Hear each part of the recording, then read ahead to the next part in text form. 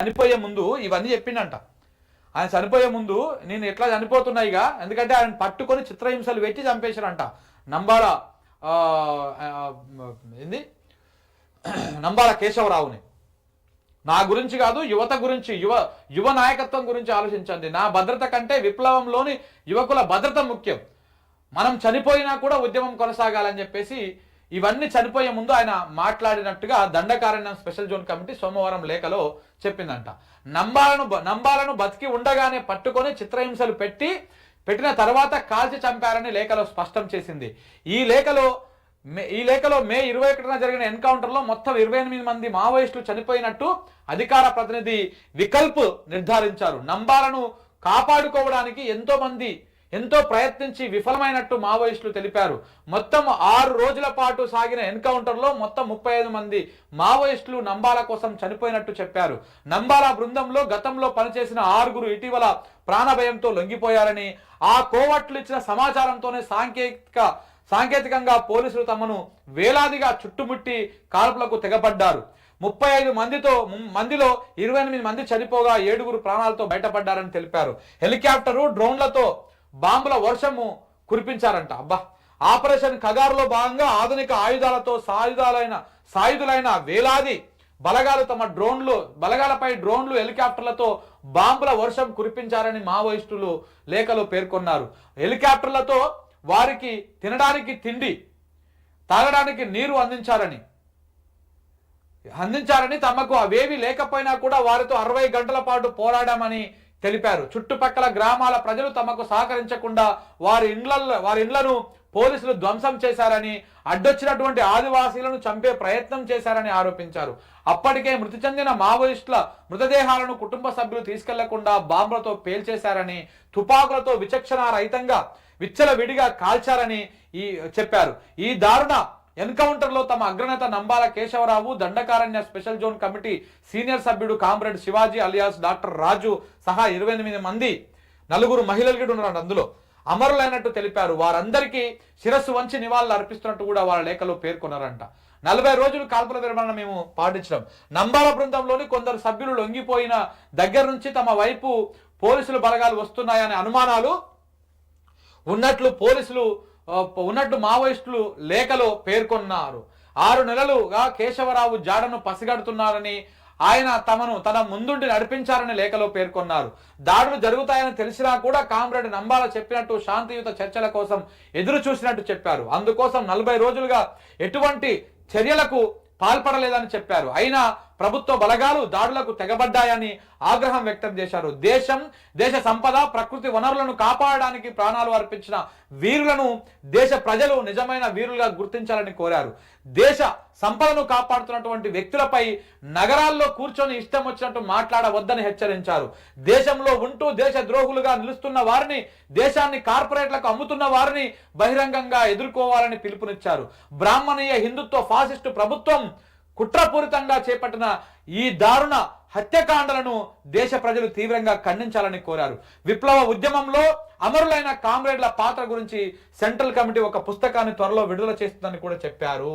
చాలా దారుణమైనటువంటి ఘటన ఇది నిజంగా కూడా. అంటే ప్రభుత్వాలు మరి ఎందుకు, ఒక కేంద్ర ప్రభుత్వం, మోడీ గారి ప్రభుత్వము ఇప్పుడు పాకిస్తాన్ కోరిందని చెప్పేసి కాల్పుల విరమణను ఒప్పందం చేసుకున్నారు. మరి పాకిస్తాను కోరినప్పుడు ఉగ్రవాదులను మట్టుబెట్టాల్సి, పాకిస్తాన్లో ఇంకా ఉన్నటువంటి ఉగ్ర స్థావరాలను పూర్తిగా మట్టుబెట్టకుండా వాళ్ళని వదిలేసినటువంటి మోడీ గారి సర్కారు, మన బిడ్డలు కదా వీళ్ళు మావోయిస్టులు, వాళ్ళు ఏమంటున్నారు, శాంతి చర్చలు చేయండి, మేము పూర్తిగా లొంగిపోతాము, మేము మా తుపాకులను వదిలిపెట్టి మేము జనజీవన స్రవంతిలో కలుస్తాము, ఏవైతే మేము డిమాండ్లు పెడతామనో ఆ శాంతి చర్చలు చేయండి అని చెప్పేసి వాళ్ళు దాదాపు 2 నెలలకెళ్ళి విజ్ఞప్తి చేస్తా ఉన్నారు. వీళ్ళు విజ్ఞప్తి చేస్తా ఉంటారేమో కాల్పుల విరమణని తగ్గిస్తలేరు, ఆపరేషన్ కగారును ఆపే ప్రసక్తే లేదని చెప్పేసి ఓవైపు ఎవరు కేంద్ర హోంశాఖ మంత్రి అమిత్ షా ప్రకటిస్తారు.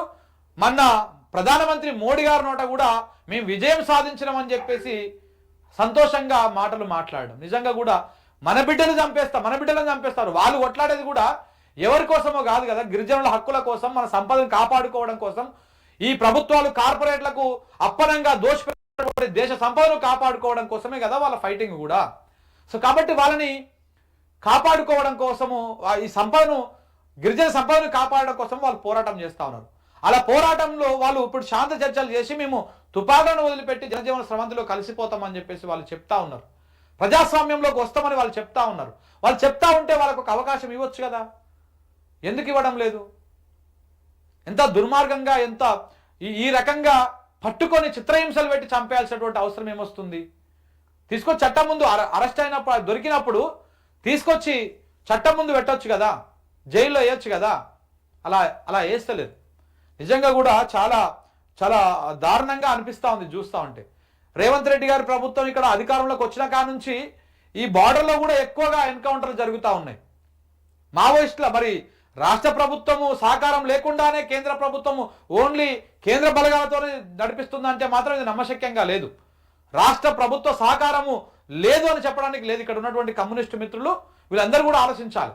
మేధావులంతా ఎవరైతే ఉన్నారో వాళ్ళందరూ కూడా శాంతి చర్చలకి ప్రభుత్వాన్ని ఒప్పించండి. కేంద్ర ప్రభుత్వం మీద ఒత్తిడి తీసుకురండి. ఈ రాష్ట్ర ప్రభుత్వము అసెంబ్లీలో చర్చ పెట్టి ఓ తీర్మానం చేసి వాళ్ళని చంపకుండా ఆపరేషన్ కగారు నాపిచ్చేసి శాంతి చర్చలు చేస్తే వాళ్ళందరూ తుపాకులు వదిలిపెట్టి వచ్చి జనజీవన స్రవంతిలో కలుస్తా అంటున్నారు. దాంతో వచ్చిన ప్రాబ్లం ఏంటిది? ఇట్లా ఎంతమందిని చంపుకుంటూ పోతారు? అణచివేత అనేది విప్లవానికి పురుడు వస్తుంది. ఇది ఎప్పటికీ మంచిది కాదు. అణచివేత అనేది పురుడు వస్తుంది. తెలంగాణ ఉద్యమంలో చూడలే, ఉద్యమాన్ని ఎంత దొక్కాలని చూస్తే అంత పైకి లేచింది.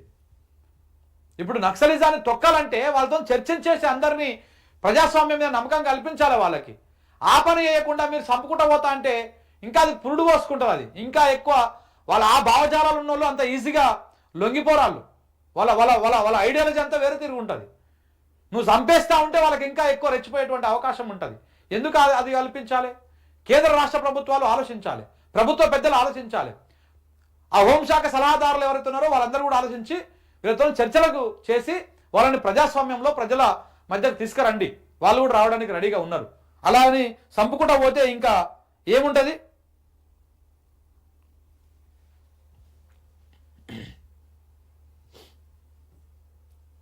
ఇట్లా అందరిని చంపుకుంటా పోతే ఎట్లా?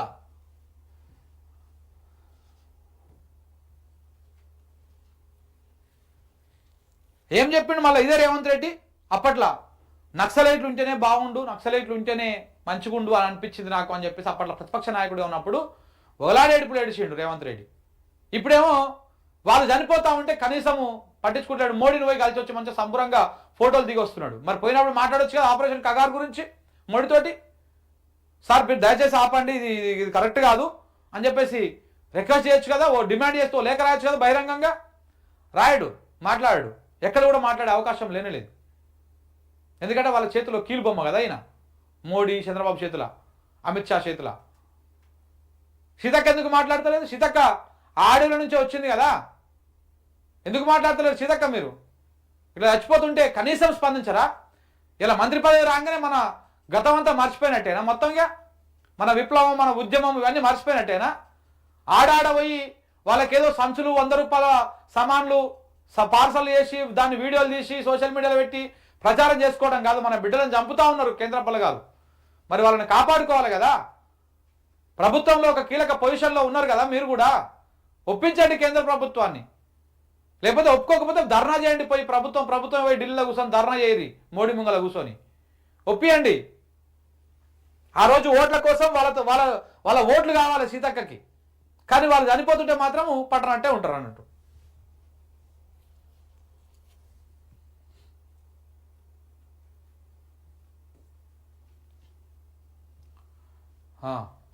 ఇంకేమున్నాయి వార్తలు? ప్రధానంగా పిసిసి పదవులు కొలిక్కొచ్చినాయంట. పిసిసి పదవులు కొలిక్కొచ్చినాయి కానీ మంత్రివర్గ విస్తరణ ఇప్పట్లో ఏం రాదు, అది ఏం చెయ్యరు.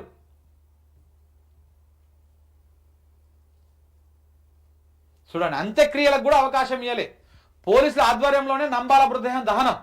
మరో 5 నక్సల్ మృతదేహాలను కూడా నిప్పిపెట్టారంట. అబ్బా, వాళ్ళ కుటుంబాలకు ఇస్తే వాళ్ళు అది చేస్తారు కదా, వాళ్ళ అంతిమ సంస్కారాలు కూడా చేసుకోకుండా ఇంత నీచమా, ఇంత దుర్మార్గమా? ఎండుకట్టెల మధ్య వేసి కిరసనాయలు పోసి దహనం చేసిన బలగాలంట. మృతదేహాలను అప్పగించామంటే ఇచ్చేది లేదని బెదిరించారంట బంధువులని.